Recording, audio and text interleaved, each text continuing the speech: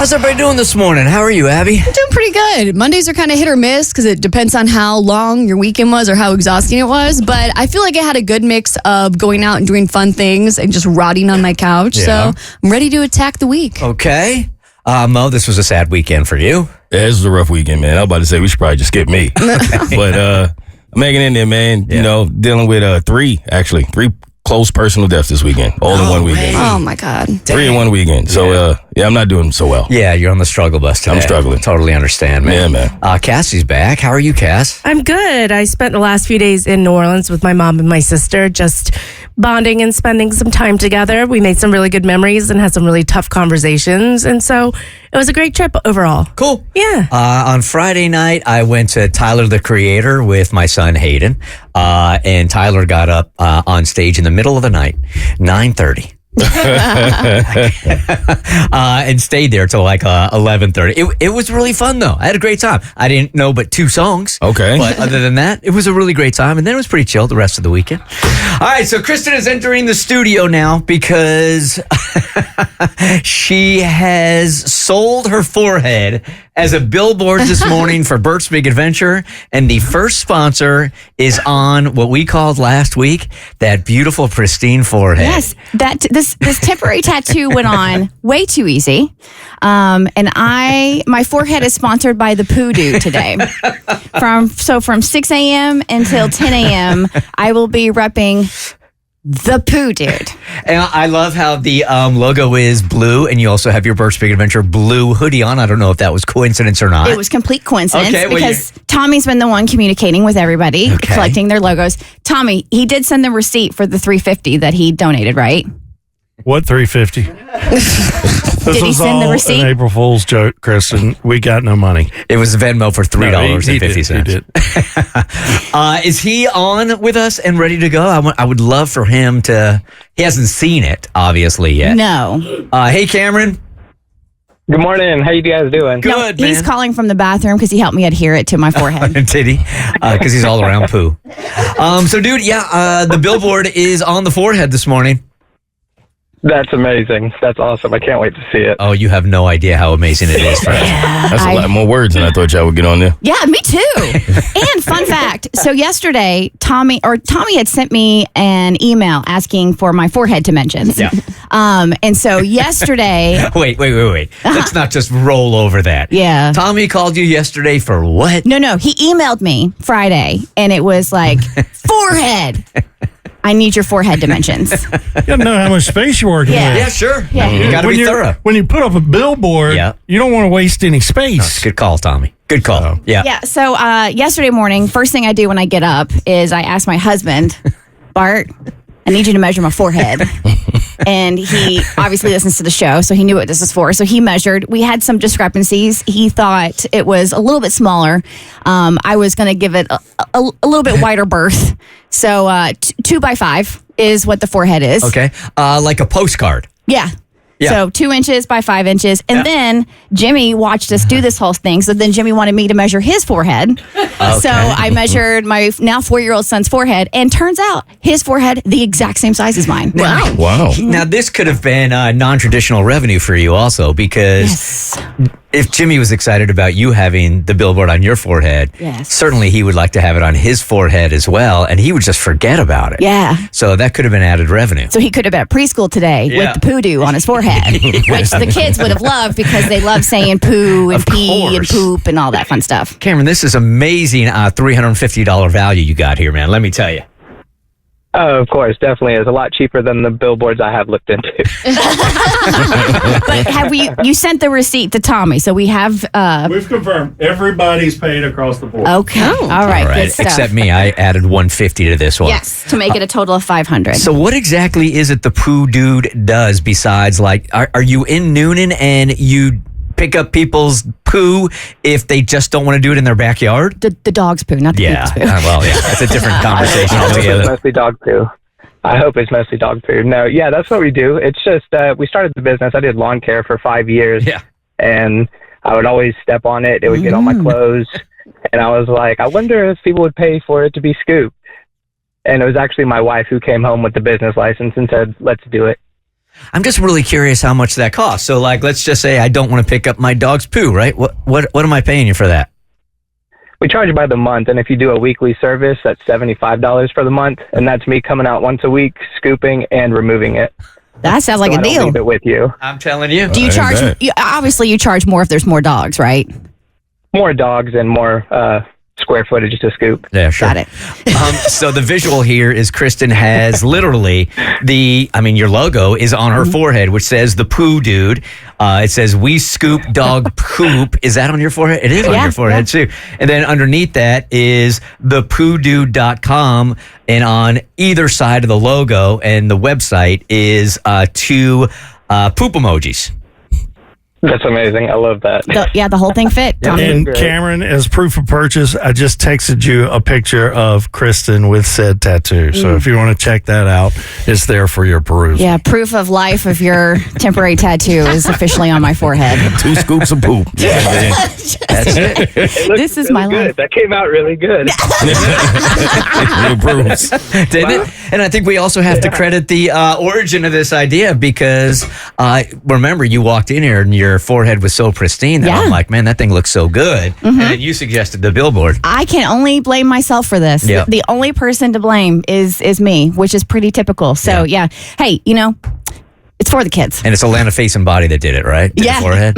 Yeah, Atlanta Face and Body sponsored the smooth forehead, and then now the smooth forehead is sponsored by the Poo Dude today. All right, Cameron. So every video that you see from the Bert Show today will indeed have the Poo Dude logo on Kristen's forehead. I will be sure to catch every one of them.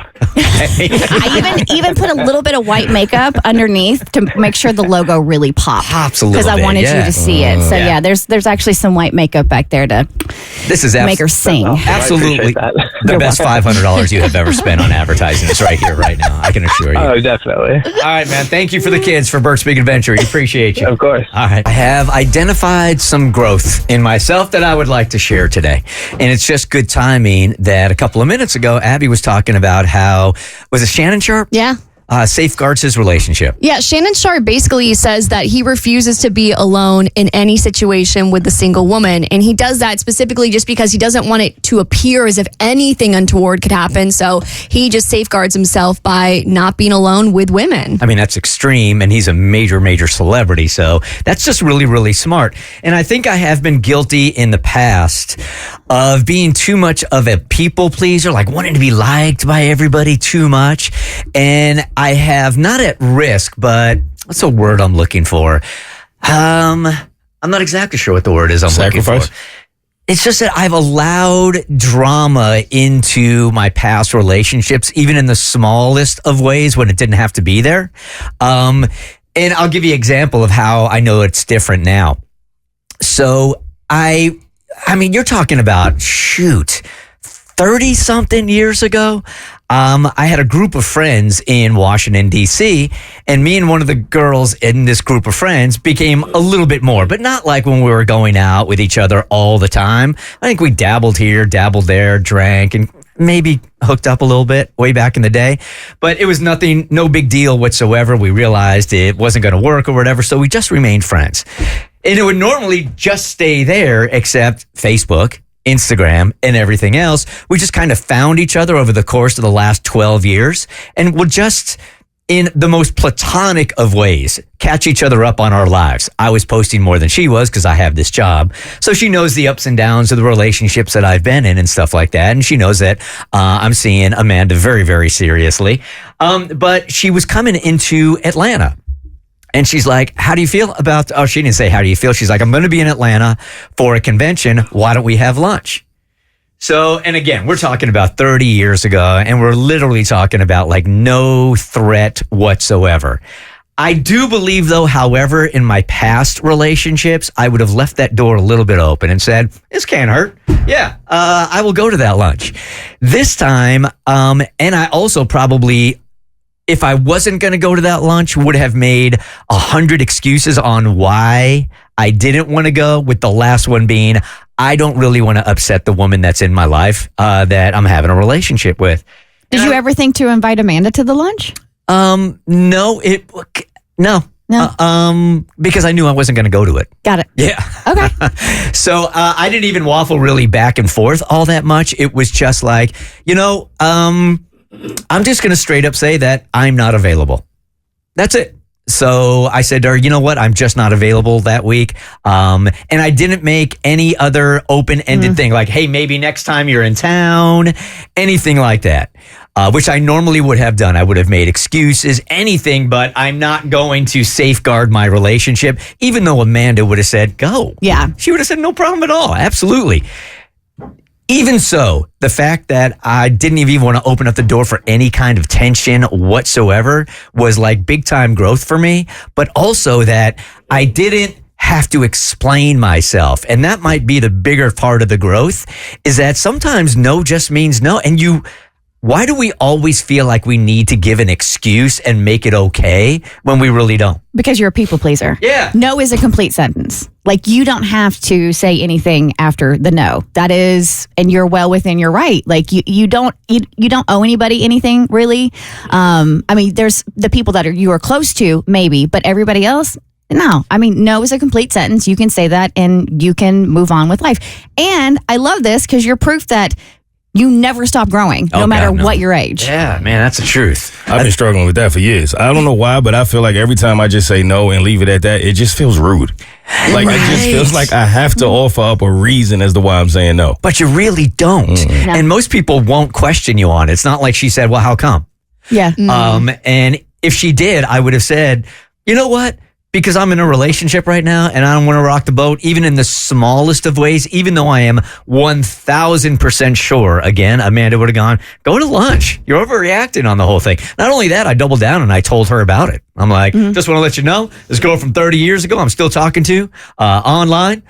We catch up with each other, but I'm not going to that lunch. Yeah, it's really uncomfortable when you say no and you have that moment of like, okay, are they judging me for saying no? And then you feel like you have to like word vomit your way into making everything okay. But I think this is a real win for you and a real win for your relationship that you're just like, nah, I don't want to go. Yeah. And the level of relief on not having to explain yourself is really pretty amazing.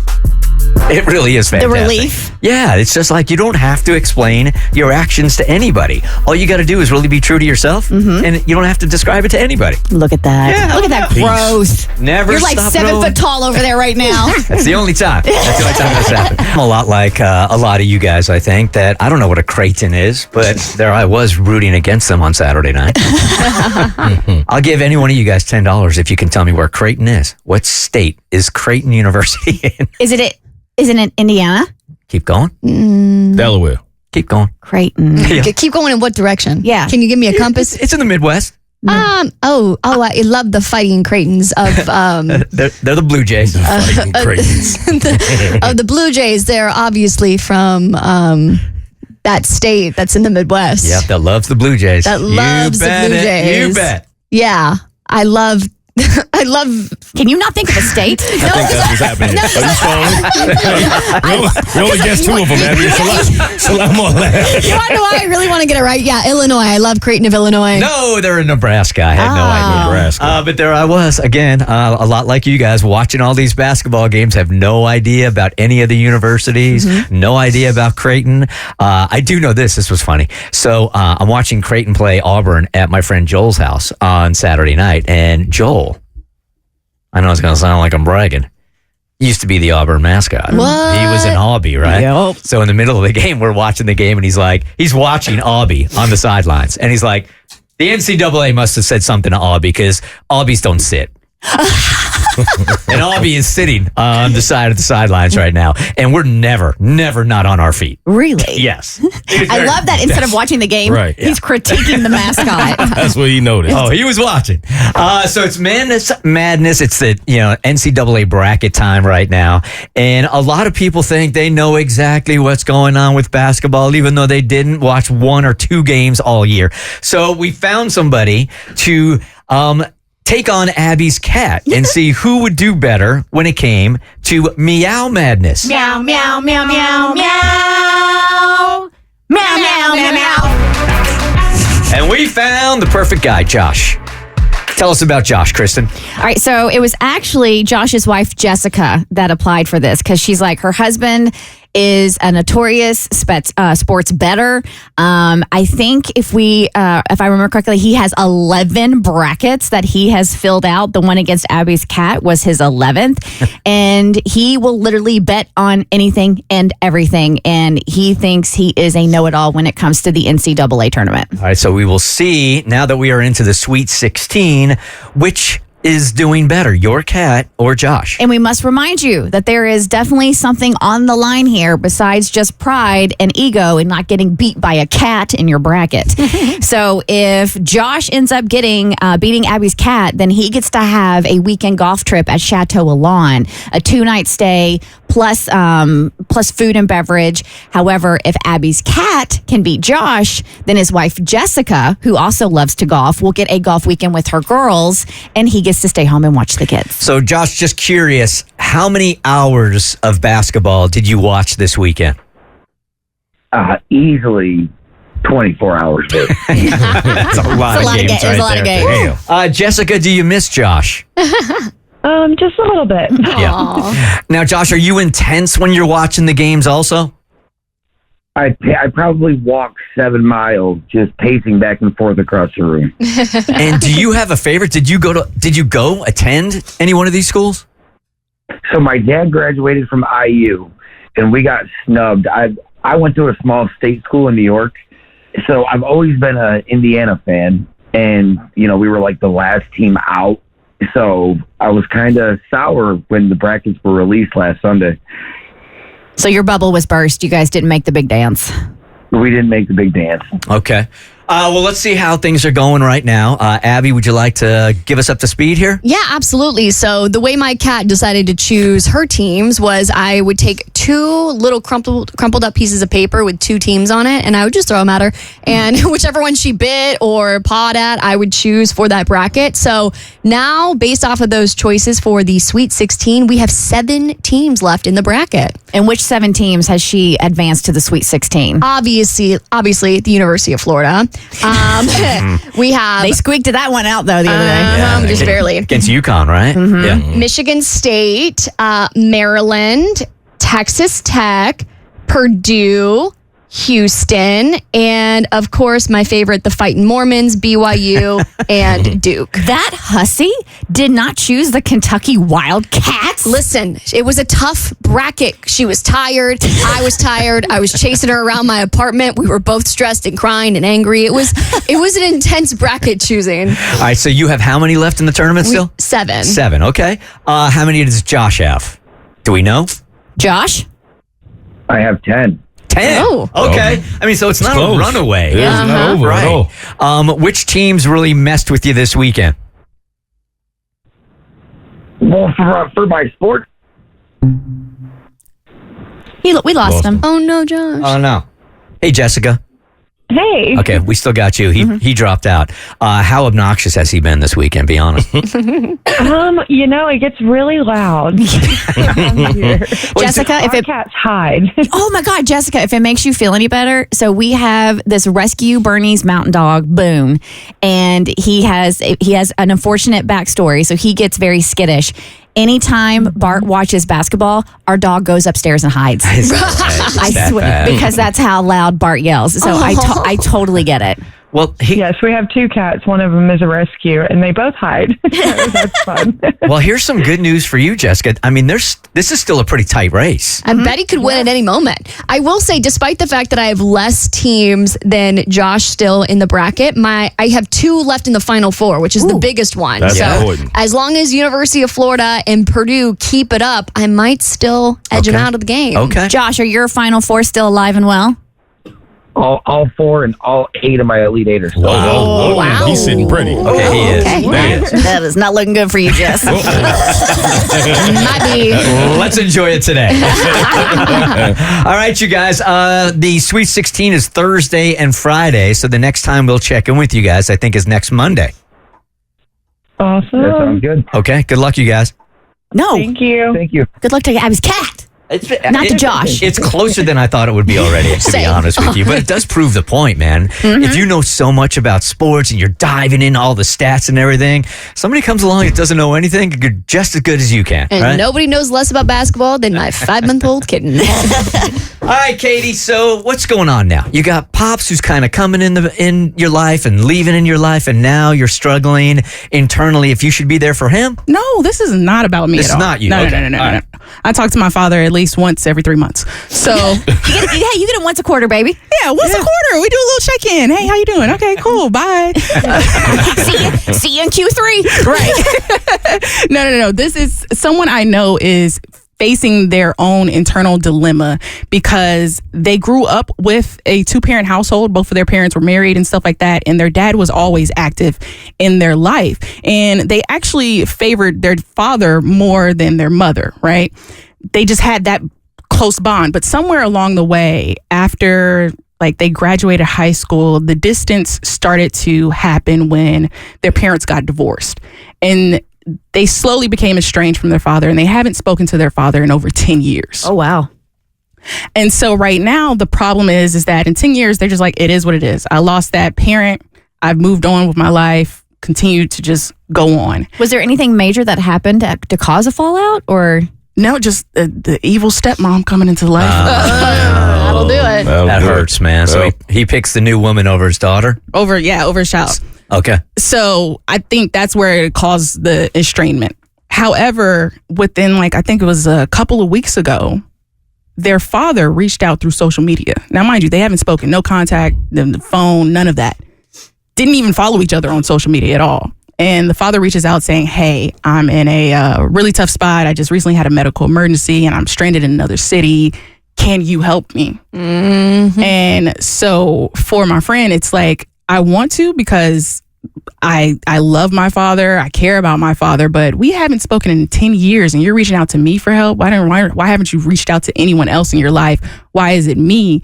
And so they're torn because it's like, I want to step in and help, but how can I help someone who I really haven't spoken to in 10 years? Is it going to be the right thing to do? Are we just going to reconnect some way? Like, what do you do in that situation? Well, how I would feel if that happened to me, if me and my dad hadn't spoken in that long and all of a sudden he needs something and he comes to me immediately, I'm not going to feel like, oh my God, it's my dad wanting to have a reconciliation with me. I'm just going to feel used. Like, you need me for transportation or money or whatever. And it's not that I wouldn't help him, but it would put me in a position where it's like, okay, yeah, I'm going to help you, but are we going to have a relationship after this? Yeah, this whole situation is so maddening to me, and it's exactly the one that I went through, right? And I will tell you this, is that it is the greatest gift that I gave to myself, taking care of my dad the last 6 months of his life. It's the exact same story you're talking about. And if you guys are new around here, I don't really want to get into the whole thing because I've told it so many different times, but same type deal. Estrangement for 10 years. I hadn't heard from him. My dad's wife, I didn't know he was married, calls me out of nowhere and says, I'm leaving your dad. You really should do something about it. And to make a very long story short, my dad was terrible at dadding. He was the worst, right? And I had to make the same decision that your friend is going to have to make here. And I took the high road, which I didn't even think that I was capable of, because I hold on to things. I hold on to things really long time, and decided that I was going to do what was absolutely best for him until he was gone, just so I could look myself in the mirror and say that I did everything right. So I took the high road. I did that. It was an amazing storybook ending 6 months to our relationship, and he passed away. And it was the greatest gift I ever gave to myself. Not necessarily him, but everything I did in that 6 months is the only thing I have ever done in my life where I made the right decision on every single decision that had to be made. I did the right thing. He passed away. And I could tell you that it changed the trajectory of my life. I just felt so much better about myself. I didn't even know I was capable of taking that kind of high road, but it changed my life. And it wasn't for him. It was for me. So maybe they could do the same for themselves. I know for me, this is a situation where my reality and my pride would probably not match. I know my pride would tell me that it's not fair and I probably would feel like I'm being used, but I don't think I would be able to live with myself if I didn't help knowing I could. Mm-hmm. So I would probably just put that to the side and do whatever it is that I could do, if not for him, for myself. I think that was probably some of my mindset also. And if you're going to indulge in something like that, though, if you're going to make the decision like, I won't be able to live with myself if my dad passes away and I didn't help. If you're going to make the decision to help, you got to be all in.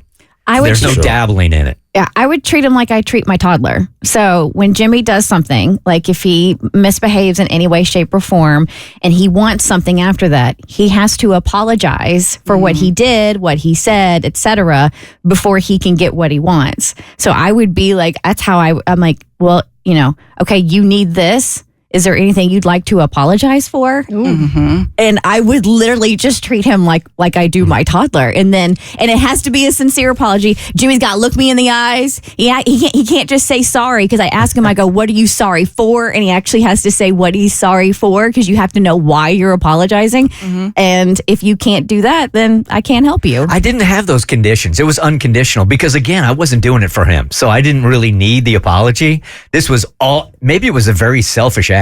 It was all about me, so I didn't need to hear him apologize for anything. Hey, good for you. I need apologies. Here is Jordan, who is giving the exact opposite advice. Run, Jordan says. Run. Hey, Jordan. Hey, how you guys doing? Good, thank you. But yeah, no, I would just ignore that message, block him, and then keep it moving. My wife had the same thing happen with her dad. He came in the picture, took some money, and then dipped. Oof. Hasn't talked to her since. Yeah. And now she's all thinking about it, like, man, so I just keep it moving. So there's that. Sometimes that's best. Cassie, I'm guessing this was a pretty emotional weekend for you. It was. I went down to New Orleans, where my sister lives. I'm from Louisiana. I grew up there, to spend some time with her and my mom. My mom has stage 4 breast cancer that has metastasized. I can never say that word, but it's all over her body, in her, lungs, brain, the whole 9 yards. So we're kind of on borrowed time with her, and it feels very lucky, actually, because we did have some doctor friends say that anything after this past Christmas was a blessing, and she's a tough nut. She's hanging on in there. Can I ask you a deep personal question? And if it's too deep, then you say, I'm not comfortable. Sure. Do you guys talk about the future with your mom? I mean, yes and no, and that was a lot this weekend. It's always, my family is very British, and by British, I mean, I was born there, but it's the way they deal with emotions and feelings is a little different from, I think, what a typical American family, how they might deal with it. Very reserved, sort of insulated. So it's kind of hard to have those conversations, but it's necessary. So we have been having them, and it's been very cathartic. But it has been very, very difficult. Has it been mostly about like planning, or is it fear, or is it what's in the afterlife? Do you guys have those kind of combos you stay away from entirely? Kind of both. Yeah. I think my sister is she's nearby, so I think she's had more of those conversations with my mom, but I've been part of a few of them. She's mentioned that she's seen her dad, who obviously passed away decades ago when he was 60, like dressed in a suit, coming to visit her.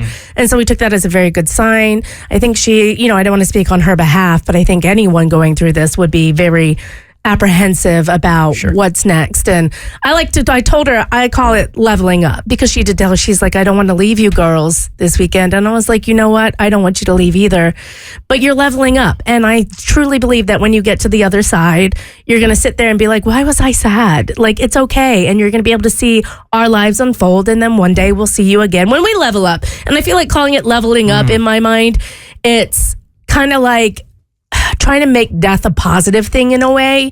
I do believe that it is the next chapter in our existence, and we're always scared of the unknown, because why wouldn't you be? You don't know what happens. No one really knows what happens. You can have theories, but that way I think it's something like, I like to think that there's a higher consciousness, whatever your belief, and that we will see each other again, whatever that looks like. And so we had those conversations. We had conversations about, did she want to be cremated? What does she want done with her remains afterwards? And that's tough, because she grew up in the UK, but we've lived in America for all of our lives and it moved around. So it's very hard to have a place that you feel like is home. Like, I don't feel like I have a hometown. I have places I lived for stretches of time. So I think it was good. And then there are other conversations we've had about closure, about whatever we've been hanging on to during the past. So I knew going into this week, we would be making some great memories, but I knew that it would also be very emotionally difficult and there'd be some heavy emotional lifting. And I think I got everything. I think we all got everything that we wanted out of those few days together. And it was a really, really great time. So thank you guys for letting me go hang out with them for a while. I really appreciate it. But did you get any beignets? I did not. Cassandra. Woman. Dude, I'm from the area. They're a dime a dozen. But you had to eat one for us, man. I ate plenty of gumbo for y'all. And crawfish. Oh, my God. That's anyway. what I'm talking about. So good, dude. Mm-hmm. Anyway, so when we went down there, we had kind of decided a little bit in advance. We had been talking about it. And I wanted to kill my sister when she brought it up because she's like, Ma, this was months ago. We should get matching tattoos. Let's get the pink breast cancer ribbon on us. And I was like, why did you just offer me I don't want a pink breast cancer. I'm happy to get a tattoo in honor of my mother, but I didn't want to look at it and be reminded every single time that she got breast cancer. And it's just not something I wanted. And so I'm like, how do I do damage control? So I found a different design. I'm like, what if we did this? And they loved it. And now my mom, again, remember, British reserved. Her mother was part of like a Wimbledon sister club and played croquet. They are very regatta, posh. Pim's cups, yes, very posh. And had once told my sister if she ever walked through the front door, she would not allow her to walk through the front door of a house with a tattoo. So my sister's like, I'll go through the back door, and then got scarification done in Africa by a tribe. Was like, I don't care. So my sister's been open to it. So having my mom open to this, I was like very surprised. I actually didn't think it would happen. And so I put forward the idea of these matching tattoos, and I found a fine line drawing online that is two halves of it's a heart. So I have half of a heart now that has her birth flower on it. My sister has the other matching piece of that heart. And then my mom has the full heart with all of our birth flowers on it. And that way she is our whole heart. But when she's gone, we still have half of her heart and we can make the whole heart again, my sister and I. So it's kind of symbolic. And I got it done. It's my first tattoo ever, which I wasn't really expecting. Can you see it? Yeah. Oh, hello. All right. Showing us your feet for free. Yeah. Sorry about that, Mo. My foot's like right in Mo's face. He's like, God, get your feet away from me. Especially because I always kick him during the show by accident. Yeah, my knee is a little sore. Sorry. And so, it was... People asked me if I was nervous beforehand, especially my husband who has a lot of tattoos. And I wasn't. And I wasn't apprehensive because I just knew it was the right thing. And the reason I got it there is because often when I'm relaxing, I always cross my left leg over my right. And so then whenever I have downtime, I can see her and look at her. And that way I'm not thinking about, her death in the middle of the show or something because it's on my arm. And I just felt like it was some beautiful closure. And the tattoo shop we went to, we had the same artist do all three of our tattoos. And they were so kind. My sister called in advance and was like, my mom's immunocompromised. She got clearance from her doctor, her oncologist before she did this.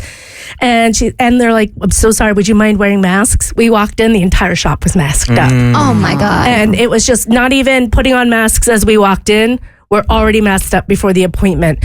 And it was just that kind of they don't know her, but that kind of support, I think that becomes really meaningful when you have a parent like that or a family member who's immunocompromised. And the fact that we were able to have this experience together, and she got the heart on her wrist so that she can look down on us as well, at her wrist and see us both. And I couldn't think, I had thought my first tattoo was going to be the phoenix that I told you guys about, which I'm still planning on getting. I think this is more meaningful this way. And the fact that I got it done in New Orleans, which is a city so special to the three of us, I grew up right outside of there when I was younger before high school, and it stuck with me the most out of everything. And it's still bizarre to me that I have a tattoo. I keep expecting it to rub off, but I like it. And I don't know. It's just, I'm walking away from that trip feeling like I have closure isn't quite the right word, but I'm at peace. Yeah. I feel like I've accomplished everything. I mean, I'd like to spend more time with her, don't get me wrong, but I feel like I have accomplished everything that I need to in terms of processing and dealing with it. And I don't think I realized, I was excited about the trip, but I don't think I realized how important and impactful it was actually going to be. You have to kind of deal with these things so individually and so different, you know. There were a few months ago where I was almost like pushing Cassie out of the studio to go and hang with her mom, right? I'm like, are you sure? Are you absolutely sure?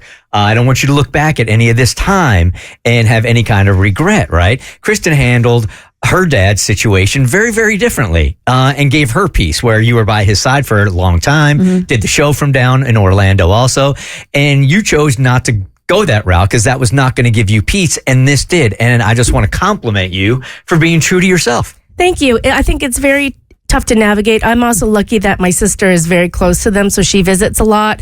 And we kind of joke that she used to live in Africa because she was in Peace Corps. So I did the first leg of handling the parents, and now this is her turn. Yeah. That's her joke. But I think it's also difficult for me to navigate because I have kids now. And so it's, do I rip them out of school and away from their friends to go live with someone who is sick and let them see their GG deteriorate over time? Do I take their mother away from them so I go live with my mother? Is that fair to my kids? Right. And so I think at the end of the day, I told myself, you know, it's got to be about stability for my children first. And as long as I'm able to still love my mom and support her, which was why I went to Houston for her brain procedure, and I've been there for other appointments, and I will go again in the future. As long as my sister and I can balance that, I just want to try and give stability, because we're also not in our house. For those of you who don't know, we had a tree fall on the house, so we're living in an RV. It's a long story. So everything right now is just like, and so I am trying to get some modicum of stability in my life. And I finally just feel like the fact that I'm able to do this entire break without the high-pitched crying noises that I normally make to me really does indicate that I'm in a more at peace place. Now, maybe tomorrow, Yeah. we'll feel differently. Sure. Well, she has definitely done it. It's hard to take Kristen seriously today. And we have some pretty heavy segments today, and that is not lost on me. That we're going to be like the one I'm actually I'm about to talk about my dead dad with the poo dude written across my forehead. You should have charged extra for that. This is not lost on me that a grown woman is sitting here trying to have serious conversations, talking to a lawyer on the phone about the Blake Justin Baldoni case, Cassie and her emotional trip to New Orleans with her mom, who is battling cancer. We have another segment coming up where we're going to talk about a Bert's Big Adventure kiddo. And I have the poo dude on my forehead. Now, this all happened last week when Kristen walked in here, and her forehead just looked glorious. Yes. I mean, it's sincerely. I mean, she called it out for looking like a billboard, but it's the most beautiful billboard I've ever seen in my life. It's very smooth. And it wasn't Botox again. It was Daxify from Atlanta Face and Body, Dr. Elizabeth. Ding. I don't know what that stuff is, but it's like Botox on steroids, man, because it was beautiful. And she's like, hey, for the kids, why don't I just go ahead and sell the real estate on my forehead? And the first dude to call up was the poo dude. Yeah. So he charges to pick up your dog's poo, and his logo is on her forehead this morning. Yeah, it is. Yeah, sure. It is. What's hilarious is that I had no idea, because I was out of town, no idea that what this was happening last week. But I was going through Instagram stories, and I saw that picture you posted, and I texted Kristen. I was like, "Ma'am, who authorized you to look this good?" Right? You were just glowing. Yeah. I was like, "Damn!" We hit that good golden hour light, man. I'm gonna attribute a little bit to lighting and a lot of it to Atlanta Face and Body. Well, I was in the picture, and the light didn't hit me the same way. So tell me about your dad giving you a wink maybe over the weekend? Yeah, for sure. So I've now dubbed these winks whenever I feel like I get a little nod from my pops, right? Who passed away, 6-7 years ago now, from lung cancer. And I was going through the IVF process when Dad got diagnosed and then was deemed terminal and was placed on hospice. So all that got put on hold. So he never got to meet Jimmy Jam, right? And my son, Jimmy, named after my dad. So Dad's name was James. Everybody called him Jimmy. His family did growing up. So we have a James and we call him Jimmy. And we jokingly say, as soon as they pulled him out of my stomach from the C-section and took him over, he peed on the nurse. And it was that's not James behavior. That's Jimmy behavior. He's very much earned his name, Jimmy. So Saturday, my little Jimmy Jam turned 4. His birthday was Saturday. I officially have a 4-year-old. And And I was not prepared as a parent and as a mom for these birthdays to be such an emotional roller coaster. Like growing up as a kid, you're like, oh, it's your birthday. It's fun. It's excitement. But the just avalanche of emotion that I felt, and I wonder if other moms feel on the day of their kid's birthday, is a lot more impactful than I ever imagined. Because, yeah, it's fun and you get to see their little eyes light up. And Jimmy is so excited about his birthday. And we had it at Georgia Aquarium because he loves underwater sea creatures. And so we had a beautiful day planned and he was very excited. So, and I'm feeling that excitement as well. But the day is so bittersweet for so many reasons because it's like, you know, your baby's getting older and, you know, this is our only one. And so it's like with each passing year that seeing him as a baby is gone. And now he's a little boy. And it's hard on the mama heart. It never goes away. Yeah. I got news for you, man. It'll be 5, it'll be 10, it'll be 15. It never goes away. Yeah. And I was, you know, again, there's plenty of parenting books, but for some reason I missed that memo that birthdays were going to be really hard and really emotional. And just seeing him running around and playing with his friends. So Saturday morning, I left the house an hour earlier than Bart and Jimmy because I needed to get to the Georgia Aquarium so I could do some setup in the party room, right? Because we had a party room. And I just had a couple of little knickknacks. I made his cake like I do every year and just had to do some minor setup. So I had an hour to myself in the ballroom to get everything ready. And I get in the car and I'm leaving. And whenever I need to feel close to my dad, I put on the Beatles, right? Because that we had a connection there. He got me into classic rock when I was in high school, and the band that really connected the both of us was the Beatles. So I'm getting in my car, and I got the cake. Bart, precariously got the cake sitting there. So I'm trying to be like cautious, but I'm also running late. So I want to get to the aquarium as fast as possible, but not like completely tip his cake over on the way there. That would have been bad. And I just really felt this urge and need to feel close to my dad. So I have, I put the Beatles on, and it's just a random Spotify list. It's nothing that I made. I just pull up this Beatles Spotify list, and I had actually listened to it the day before as well because I was needing to feel that connection. Because again, when you lose somebody really close to you and your kids have milestones, while you're so excited for these milestones, you're really bummed that your parent or loved one is not there to witness it, right? They're not earthside to see it. So I feel like he's seeing it in another manner, but he's not here to enjoy it in person, which is really hard. So I get in the car and I, plug my phone in to play this, to play some Beatles as I'm cruising down the interstate to get to the aquarium. And the song from the day before picks up and is playing. I don't even remember what it was, but I'm driving and all of a sudden, and again, this is a random playlist. The Beatles have a lot of songs, right?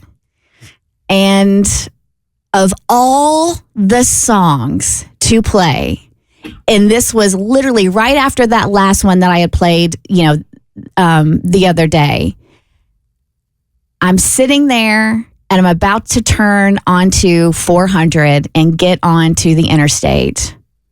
And the song my dad and I danced to at my wedding comes on. It's like, of all the songs that could have played out the gate on my drive to the aquarium for Jimmy's 4th birthday, that song came on.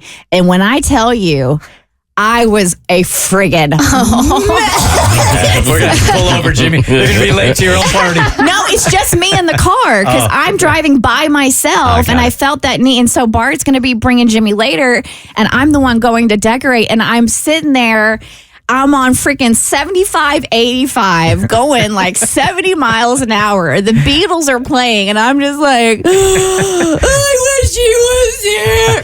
But the fact that song, and I it gave me so much comfort. And I took it as a wink that even though he wasn't going to be there physically at the party, he was going to be there spiritually. It's beautiful, man. Yeah. That is beautiful. I have all the songs and like the timing of that, and it was just a lot of things had to come into play for that song to play on the ride to the birthday party, and by God, it did. So I was just like, "Hey, Pops, glad you can make it. Glad you got the Evite." And on time, too. Yeah. And the good news is, it is not that unusual to see people crying on 75, 85 in traffic. Yeah, It that happens is very every true. day. From the comments I saw online this morning when it came to this stepping into Psycho, there were 2 camps and only 2 camps. And one camp was, "Oh my God, you're crazy!" And the other one was, "Totally and completely justified. Do whatever you got to do. What a jerk this guy was." All right?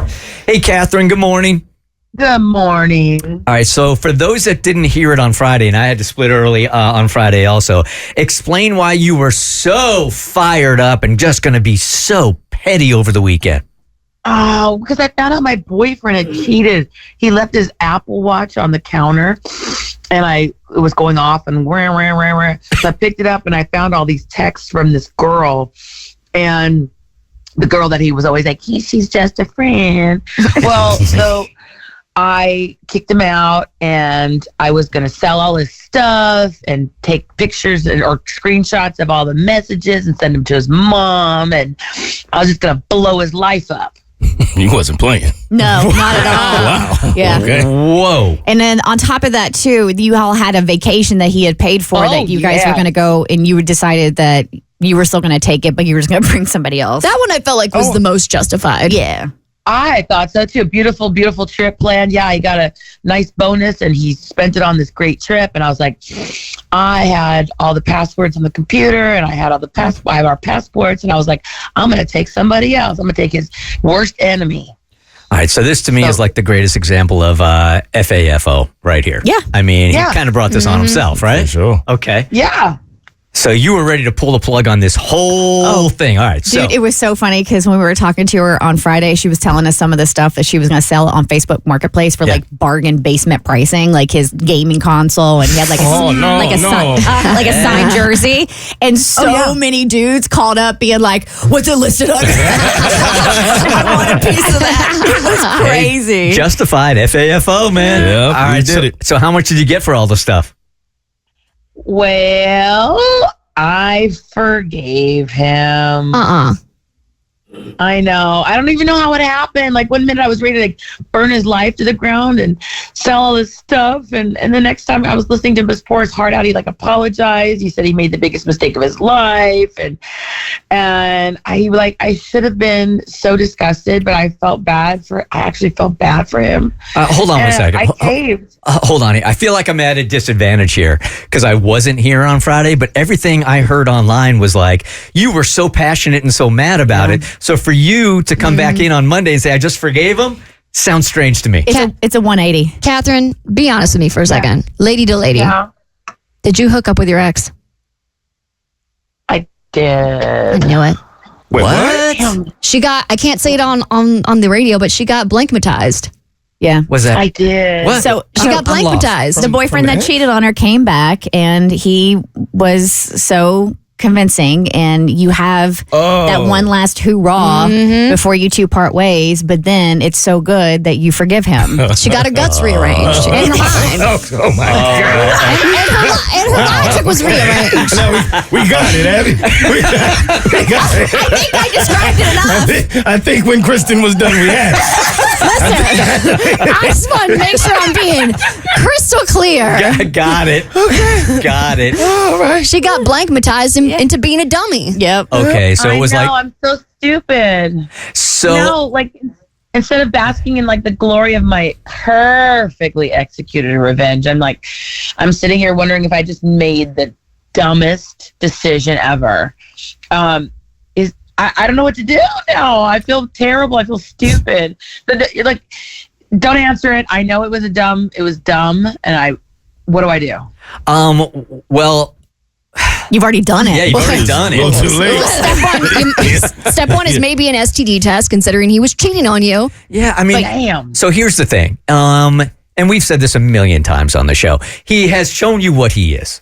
Okay, so now he also realizes now the goodbye stuff can make everything okay. So if he messes around on you again, it's kind of your fault at this point. Not your fault, but at least allowing it, you know? Yeah. Yes. And then if he does do it again, then my revenge goes into full effect. Come on, girl. That's what you're saying now. You and I both know you are weaker than this. You're not following through. And just from our vantage point, it's lost a little bit of its punch now. You know what I mean? For sure. Damn. Yeah. But you forgave him, and so now you guys are going to try to make the most of it. Like he seemed really sincere with his apology.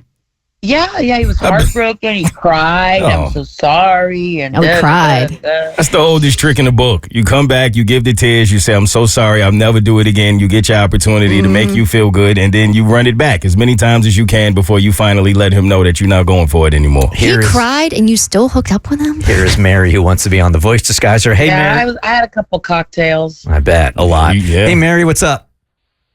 Hello. I just wanted to give her a nice advice, girl to girl. My ex-boyfriend did the exact same thing. Now he had a baby with that person, of course, he's not my boyfriend anymore. And after that, he cheated. He cheated on me 5 times. I forgave him the first time. Then I became like, I'm gonna be with him. I'm gonna break up with him. And like he keeps doing it, and now he has a baby with the last person he cheated on me with. Oh, wow. Okay. All right. So, well, that's a pick-me-up, Catherine. Yeah. Here you go, Catherine. Your future's not looking so good based on that last call. Nope. But hey, you've made your choice, and now you're going to have to live with it. Right. And hopefully he's seen the error of his ways. I wouldn't expect anything different from him. He saw something. It wasn't the error of his ways, though. He's totally a different man now. Oh, yeah, completely changed. 100% different now. Never hurt you again. All right. For you guys that have been listening to The Bert Show since day one, this statement's going to just seem so strange. I've got one kid that is graduating high school, and I've got one kid that is graduating college. Oh, gosh, both in the next couple of weeks. Yeah. Funny story about Hollis real quick. So I told you he really wants to be a dog. He wants to go to UGA. But when he's been applying to colleges, he kind of threw out a wide net, right? Georgia, if not Georgia, then maybe Auburn. He didn't get into Georgia, and Auburn let him know via email a couple of weeks ago, hey, man, sorry, Auburn's not the school for you. So, and I guess when you are sending out your applications and they send you that rejection email, you're supposed to hit like some kind of button that just says, hey, I acknowledge that you guys don't want me. I get it. Yeah. Okay. So he hits that, sends it off. So he's not going to be going to Auburn. But then in the mail, the real mail, comes a letter from Auburn on Friday. And he's over at my house and he opens it up and he's like, so they told me via email, and now they've told me via snail mail that I'm not allowed to go to Auburn. Damn. He's like, I get it. They really want him to get the message. That's what I was saying. I was like, hey, just want to make sure you are not allowed anywhere near Auburn. Okay? They're going to send a coach. They're not going to do it. Seriously, right? So his plan is to go to UNG for a year. He's going to get his grades up, and then he's going to go to UGA. Now, Hayden, my oldest, is a little bit different, and I was telling you guys last week, he is freaking out that he is just a couple of weeks away from graduation, doesn't have anything lined up, and he's feeling so much anxiety about it, what the real world is going to look like, and then the possibility of busting his butt for 4 years and then maybe not even being in the field that he studied for 4 years. He should be scared. The real world is really a scary place. It's kind of what me and my ex-wife told him. Yeah. We had that talk with him that I told you guys about, which was compassionate, but also some tough love also, like, what are you going to do? And you have to sort of prepare for the worst, that if you don't get into a theater or into your field, how are you going to make cash? Because you're going to live with one of us or both of us, and if you're not going to school, you got to be working, you got to make cash. I mean, I was a server. That's what I did until I got a job in somewhat of the career field I was looking for. You guys? I was a server as well. Yep. I had about 15 jobs in between the time of leaving school and then finally finding my career. For me, I felt like I quote unquote started working in the industry in college because at UF, they really set you up for success in the sense that I was essentially a part-time MMJ, which is another word for a reporter, while I was in college. I was pitching stories, I was going out and shooting stuff. So I felt confident that once I graduated, someone was going to hire me, but it's still terrifying to know you're taking that leap into the real world. And I said to him, and I think Stacey said to him also during that breakfast we were having, it's just that this is the story of 90% of people in Los Angeles. Is that if you're serious about your craft, you're auditioning all the time, but you got to make ends meet. So he's already looking into restaurants and stuff like that. Yeah. But I got a really interesting email from a Bert Show listener that I wanted to share with you guys. And you might be in the same situation I am with my kid, or you're on the other side of it also. And she makes some really good points. It's, hey, Bert, I wanted to reach out to you after listening to your segment about your son and the next steps he's navigating, balancing his passions while also preparing for the quote-unquote real world. Graduating from college was a tough transition for me. I remember having a bit of an identity crisis, wondering, who am I outside this place I've called home for the past 4 years? He's definitely starting to feel that right now. My parents had a similar perspective to what you and Stacey mentioned, the whole, if you're going to live with us, you need to get a job, or if you're not doing XYZ, you need to have a plan conversation. It was a lot of pressure, and I often found myself comparing my journey to my peers. I realized it was okay to not have it all figured out, but to still have a fail-safe or backup plan. No adult has it all figured out. Ever. It never goes away. And realizing that the hard way was an eye-opener and a slight relief. Eventually, I decided to take a gap year and joined a program where I lived in a community with 5 others. We all taught in some capacity while also pursuing our passions, whether in law, business, or other fields. Teaching was a passion, and I got a business degree, so I followed my passion. That year helped me discover who I was. I'm not saying a gap year is the best answer, but it allows for a lot of discernment and reflection. Okay, I'm just going to stop there for just 1 second, because the rest of it is sort of talking about how daunting the whole situation was. I never, ever, ever anticipated that a gap year for Hayden would be something that would appeal to him. My kid is very, very structured. He wakes up in the morning, he has himself a structure, knows where he's going to be, where his classes are, very, very structured. However, blew me away when we were hanging out on Friday night. I said to him, look, man, when you graduated from high school, I took you on a really nice vacation. We got to spend a whole bunch of time together, and I took him to Japan, for high school graduation. I'm like, look, you're graduating college, man. If you want to take a trip again, let's do it. Let's do it. And he said, well, Japan would be on the top of his list, but then he threw out this, right? Which I wasn't offended by at all, but it was shocking nonetheless. He goes, I've made a lot of online friends, and one of them lives in Austria. One of them lives in Germany. One of them lives in Serbia. So maybe I just want to go and I want to visit these guys. And I said, well, by yourself? And he said, yeah, I think I'd like to make that trip by myself. Wow. Now, our son never goes on vacations with me. He doesn't like to go on vacation. Doesn't like to do the same things that we do. He doesn't like getting up in the morning. Doesn't like deep sea fishing. Doesn't like the outside. He's an indoor kid, as he says. He's an indoor kid. So he doesn't travel with me a lot. Now with Hollis, who travels with me all the time, I've been sort of training him to travel by himself. We'll get to an airport and I'll go, okay, you're the boss. Tell us where to go. He reads the signs, gets us to where we're supposed to go. Then when we get to the country or wherever we're going, he's the boss, right? So he's had training. Hayden has not. So the fact that he wants to do this by himself and maybe go to Europe by himself, I'm almost thinking about, dude, just don't go for a couple of weeks. Go for a month if you want, right? And I would fund a whole bunch of it. But him having to rely on himself, like get to the airport at a certain time, do the research on where the trains are, make sure that your friends are going to let you crash on their couch, where are you going to eat? I think that would be absolutely fantastic for him. And I never would have anticipated that. Oh, the mama bear in me is like, but I know you need to go spread your wings and fly. No, I think it's great. And I think as an actor, I think life experience is one of the best things you can add to your acting tool belt, like going out and taking a risk and experience of the world and maybe falling in love. And it's going to add all these emotional layers to him that when he eventually does get that right job, he'll have those tools to be able to bring out on camera. Yeah, I think as someone who wasn't able to travel like that until the later years of my life, that's huge. That's going to be like a game changer for him. And it's really good that he's getting to do it at this point in his life to really gain the tools and the things that come with doing that. So that's exciting to me. I don't know if he'll really do it or not, but I would absolutely love that for him because you learn so much about yourself about traveling. Things are always going to go wrong. You know when you're traveling that you wake up in the morning, you're like, okay, I wonder what's going to go wrong today. And you have to figure it out. And if you're not traveling with somebody, you have to figure it out by yourself. So him going from one country to the other all by himself, man, and leaning on himself, building that confidence, I think that could be the greatest thing for him as he enters his career. And this is so jacked up because her friends totally turned on her, man. And she was just being like the brave spokesperson for the group. Hey, Mary, good morning. Good morning. Okay, so for those that didn't hear our texting tutor last week, you want to sort of recap why we were helping you out? Yes.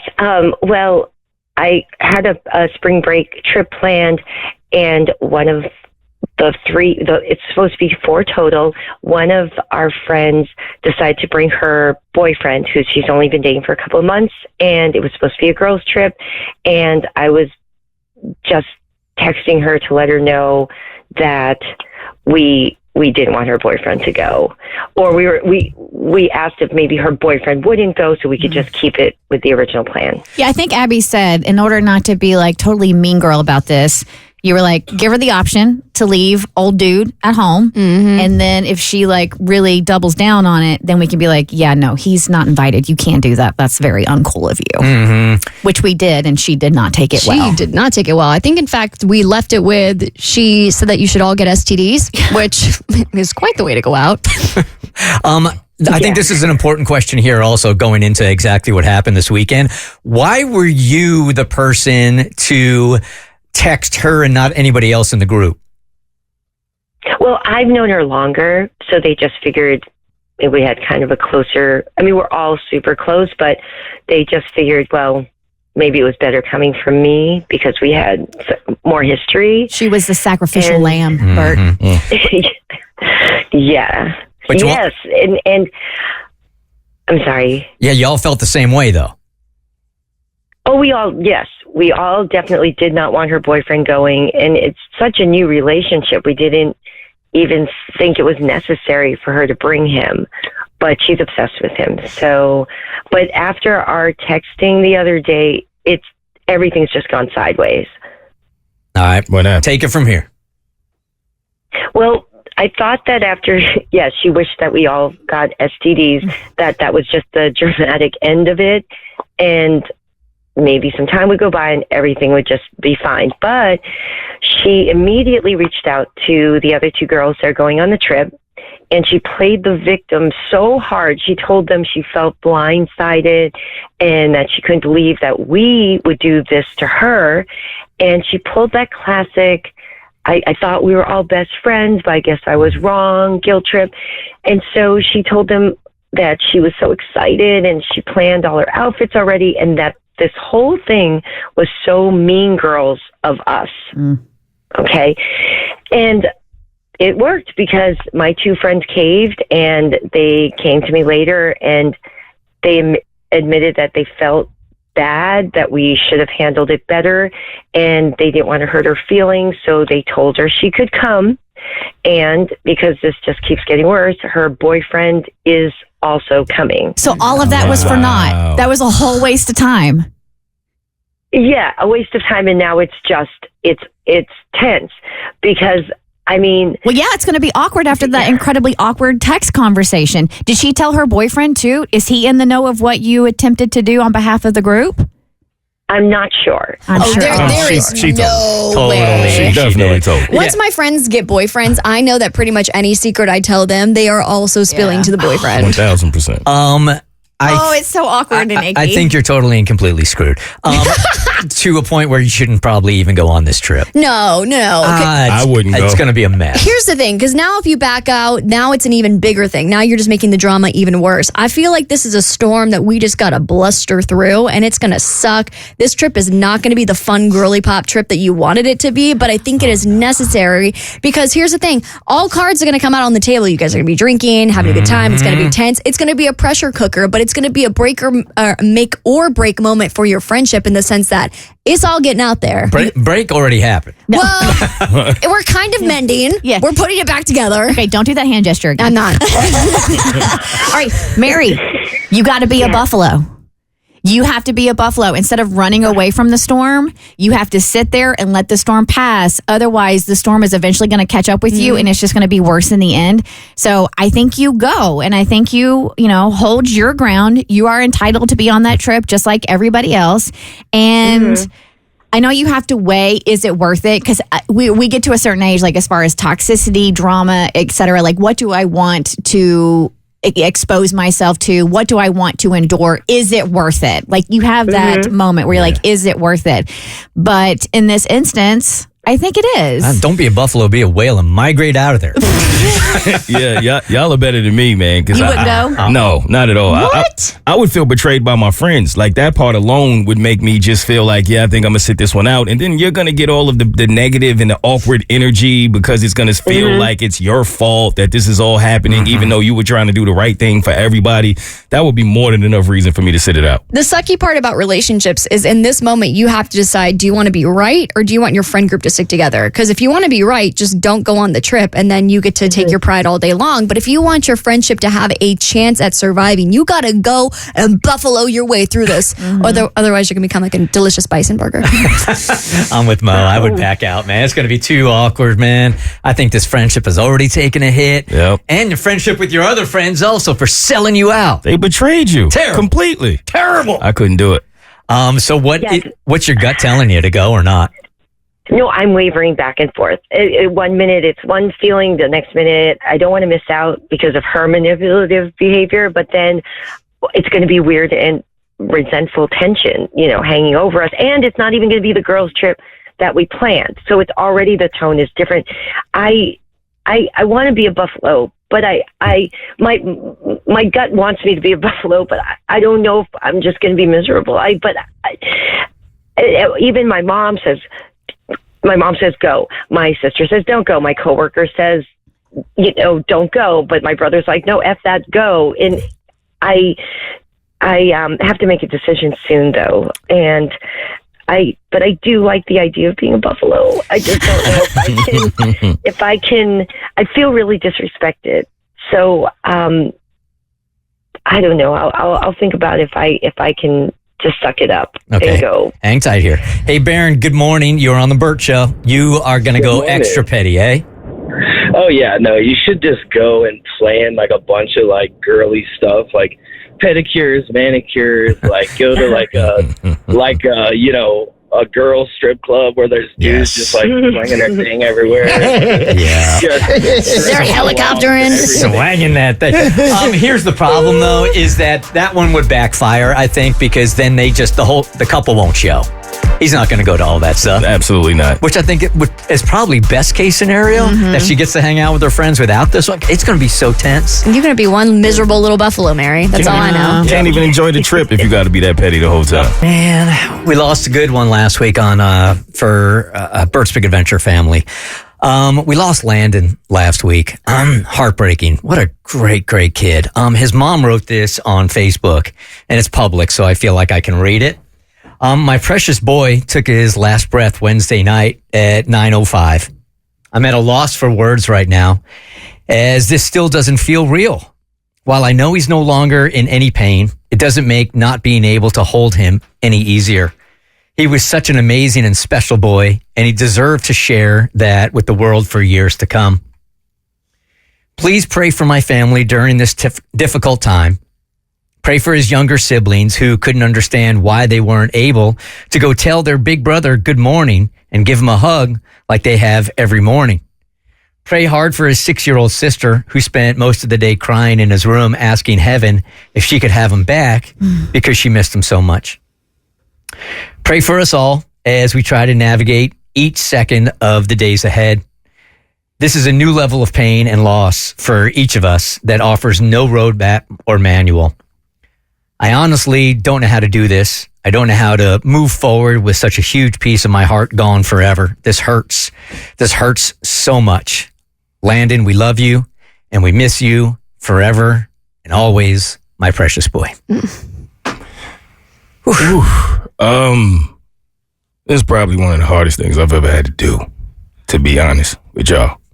I spent all weekend thinking about what to say. I don't really know what to say. I don't know what words to use.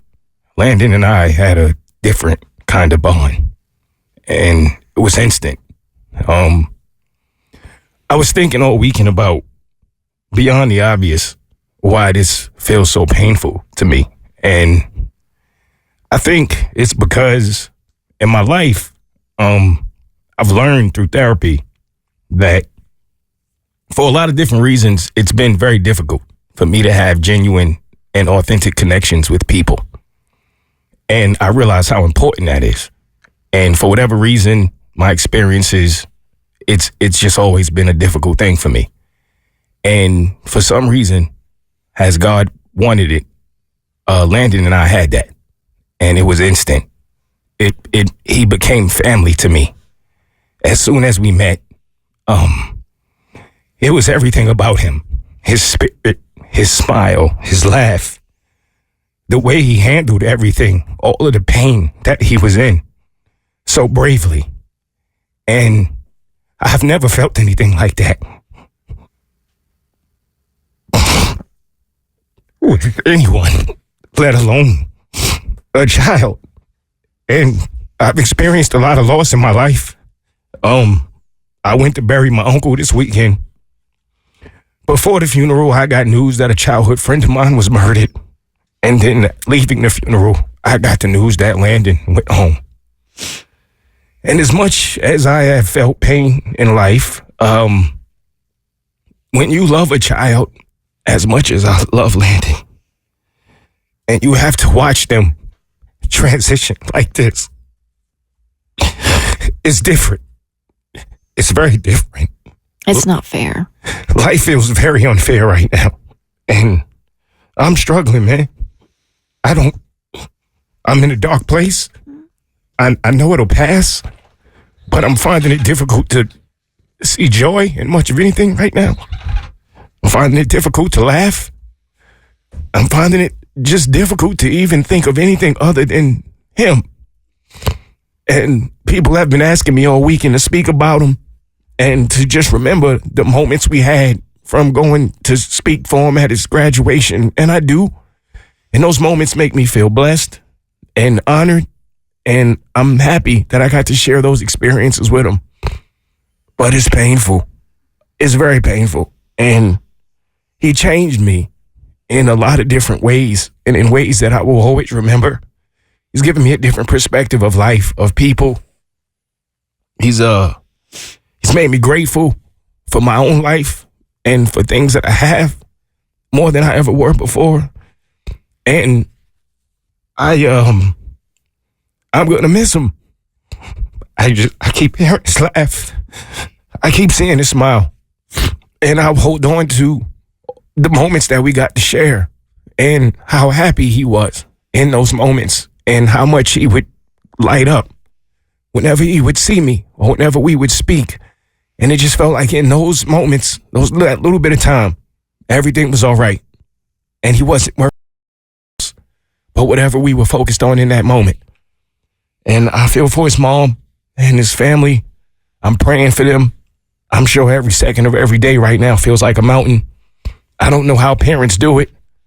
I don't know how you recover, and I'm sure you're never the same. But I never realized how painful it would be to lose someone, especially a child that you had such a connection with. But I will use those moments to continue to try to become a better person every day and be as strong as I possibly can through all. adversity and through all obstacles, just like he did every day of his life. And I'll never forget that. And the bond that we share is forever.